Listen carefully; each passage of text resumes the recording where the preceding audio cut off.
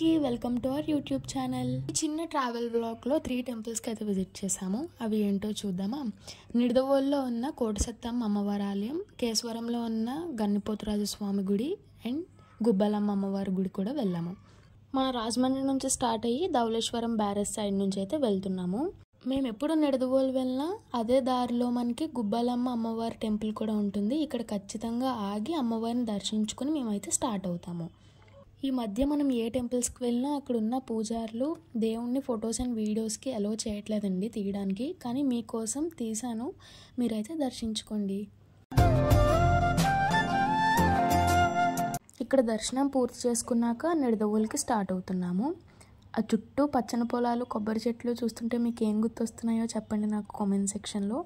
పశ్చిమ గోదావరి జిల్లాలో లొకేట్ అయి ఉంటుందండి ఈ నిడదవోలు ఆలయం. ఈ టెంపుల్ ప్రత్యేకత ఏంటంటే 90 అడుగులతో గోపురాన్ని 2018లో నిర్మించారు.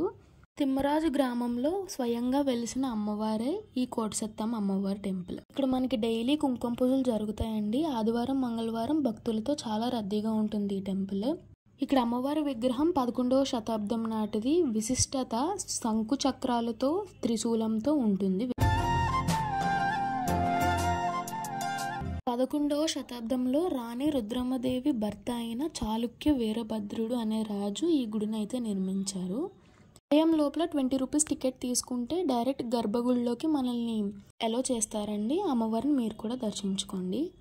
ఆలయం బయట మనకి ఇక్కడ చిన్న చిన్న విగ్రహాలు అవి అమ్ముతారండి. ఇన్ కేస్ ఎవరికైనా నచ్చితే కొనుక్కోవచ్చు. అక్కడే పక్కనున్న కౌంటర్లో పులిహోర, లడ్డు కూడా ప్రసాదం తీసుకుని బయటకు వచ్చాము.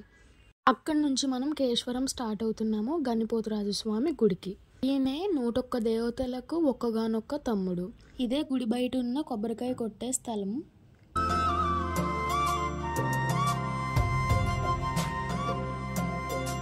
ఇక్కడ ప్రతి సంవత్సరం సంక్రాంతికి మొదలు కనుమ నుండి 9 రోజుల వరకు కేశవరం తీర్థం అనేది జరుగుతుంది. గర్భగుడిలో ఉన్న దేవుణ్ణి మీరు కూడా దర్శించుకోండి. గుడి వెనక భాగంలో విగ్రహాలు కూడా ఉంటాయండి. మనం పసుపు, కుంకుమ కూడా సమర్పించుకోవచ్చు.